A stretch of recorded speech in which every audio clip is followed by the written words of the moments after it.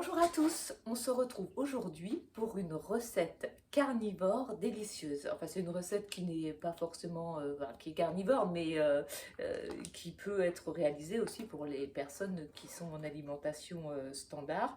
Donc c'est un morceau que j'aime bien en consommer. Donc c'est la poitrine de porc.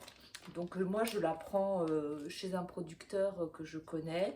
Donc c'est de la viande bio euh, de qualité. Donc c'est vrai que en général, on déconseille les viandes d'animaux monogastriques dont on ne connaît pas la provenance, la qualité, parce que le gras serait de moins bonne qualité.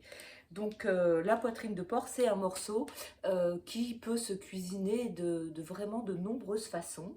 Donc là, aujourd'hui, je vais vous montrer une façon que j'aime beaucoup, et c'est les rayons de porc. Donc comment prépare-t-on les rayons de porc? Je vais vous montrer tout ça. Alors, j'ai découpé les morceaux de poitrine en gros cubes. Vous pouvez les faire plus ou moins gros. Et je vais aller les faire griller dans ma poêle.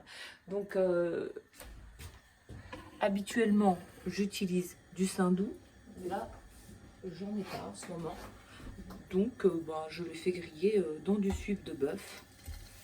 Donc voilà, je les mets dans ma poêle.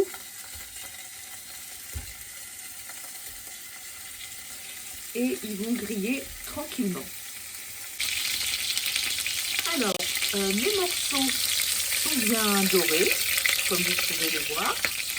Donc maintenant, ce que je vais faire, c'est que je vais les mettre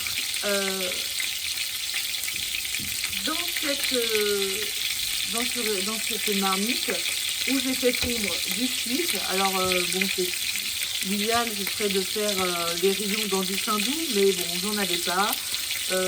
Parfois, il faut improviser. Faut pas se mettre de limitation. Vous voyez, la cuisine, ça doit être simple. Alors évidemment, moi, ce que je vous propose, c'est des choses très simples, accessibles à tous. Alors là, mes morceaux de poitrine sont immergés dans le gras. Donc je vais baisser, je vais même changer de feu, mais je vais baisser au maximum la température pour faire confire mes morceaux de poitrine dans la matière grasse. Donc là, je les transfère sur ce petit feu, très très doucement, et on va laisser le temps faire son œuvre. 3 heures se sont passées, donc je reviens vers vous pour le final. Alors, entre parenthèses, qu'est-ce que j'ai fait pendant ces 3 heures?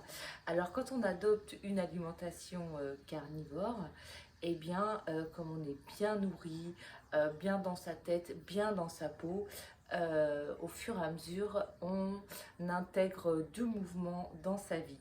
Donc moi, quand j'ai du temps, eh bien, je ne manque pas une journée pour aller me promener dans la nature. Donc là, c'est ce que j'ai fait pendant 1 heure et demie.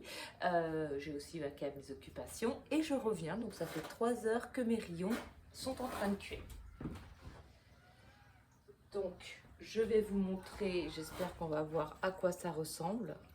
Donc c'est hyper croustillant, hyper doré, hyper moelleux. Et, euh, et là, alors qu'est-ce qu'on fait? Donc il y a deux solutions. Soit vous les stockez dans un récipient en verre recouvert de graisse au frigo. Donc dans ce cas, vous pouvez les consommer pendant 1 mois environ. Donc chez moi, ça n'a pas du tout le temps de durer 1 mois. Et vous pouvez les manger de deux façons.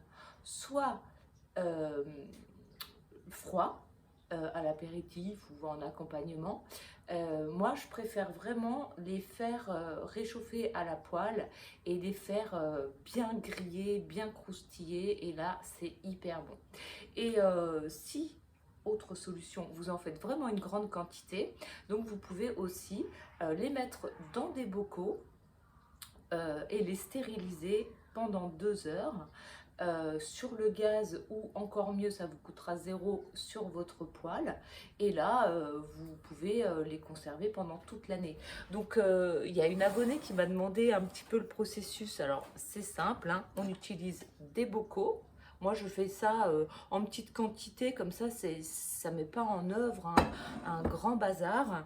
Donc, ce qu'il faut, c'est des pots, des joints en plastique que l'on renouvelle à chaque opération, mettre un torchon entre les pots pour pas qu'ils s'entrechoquent, recouvrir d'eau, porter à ébullition, réduire le feu à frémissement et laisser cuire pendant 2 heures. Donc il faut juste se rappeler que si vous mettez en bocal une préparation cuite, vous stérilisez 2 heures, et si vous mettez de la viande crue, vous stérilisez pendant 3 heures.